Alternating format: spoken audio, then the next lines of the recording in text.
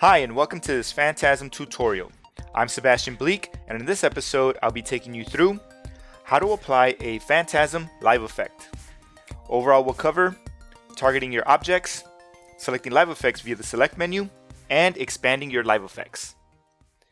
Now that you've decided that you want to apply a Phantasm live effect, the first thing you want to do is make sure you have your appearance panel open. In order to do that, just come over here to the top, click on Window, and scroll down until you find Appearance. When you click on Appearance, it's going to bring up the Appearance panel in the last location you had it. Now in my workflow, I always make sure I have the Appearance panel open because it's going to give me all the information about my vectors. Now let's take a look at targeting your objects. Over here on the left, I have the Tools panel open. In the Tools panel, I have my Selection tool. I can hit the V key on my keyboard or click on it once to activate it. Now that I have the Selection tool activated, I'm going to click on my artwork to select it.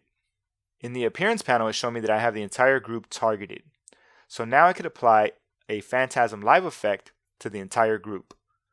Over at the top, I'm going to click on Effect, scroll down into Additional Effects, and find Phantasm. In here, I have access to all these different live effects that I could apply to my entire group.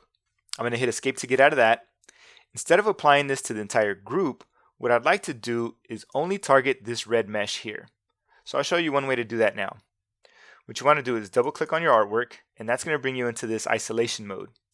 When you're in isolation mode, it's like being inside of the group. So now when I click on this red mesh, I have the red portion selected. Over in the Appearance panel, it's showing me that I have a mesh targeted, so now I could apply this live effect directly to the mesh. Over at the top, I'm going to go to Effect, find Phantasm, and this time I'm going to go with Hue Saturation. I'll click on it once, turn on Colorize, and then make a hue adjustment. Alright, that looks great. I'll click OK to apply this live effect, and now you see it over in the Appearance panel. I could turn it off and turn it back on, and there was one other thing I wanted to show you guys. Over in the Tools panel, you have the Direct Selection tool. I'll click on this anchor point just to target that anchor point. Notice in the Appearance panel and in the Tools panel, it's showing us that Illustrator is recognizing this as a red fill. The reason it's doing that is this is not a permanent change. We've only applied a live effect on top of the original artwork. Alright, now, how do we get out of this isolation mode? All you have to do is double click on your artboard, and now you're back to the original document. When you click on this green mesh, notice you're selecting the entire group. Over here in the Appearance panel, it shows that we're targeting the group, and it no longer shows that live effect. So I'll show you how to grab that live effect next. Now let's take a look at selecting live effects via the select menu. What I'd like to do is target the live effect that's in my document. A quick way to do that is going up to the top in the select menu, scrolling down until you find Objects, and then look for Phantasm Effects. When you click on that, it's going to select any live effect that you have on an object that is not locked and is not inside of a locked layer. Alright, now that I have this object targeted, I have access to the live effect, so I can click on it once, make a quick change, and then click OK when I'm ready. Now let's take a look at expanding live effects. When we're expanding live effects, we're actually making these live effects a permanent change. And there's many reasons why you'd want to do that. One of them being if you're passing it off to a client or let's say somebody in your team, and you want to make sure that they see the exact same changes you see on your screen.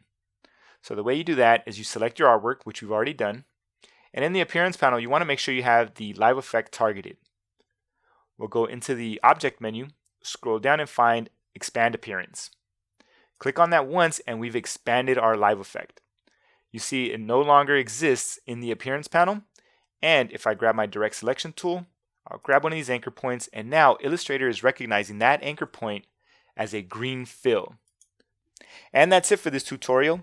Overall, we've covered targeting your objects, selecting live effects via the select menu, and expanding your live effects. Do watch the next episode in order to understand how to apply a Phantasm filter. If you're just going to stick with live effects, then skip to the specific adjustment videos. And don't forget, all of our plugins are available for a free trial at AstuteGraphics.com. Thanks for watching.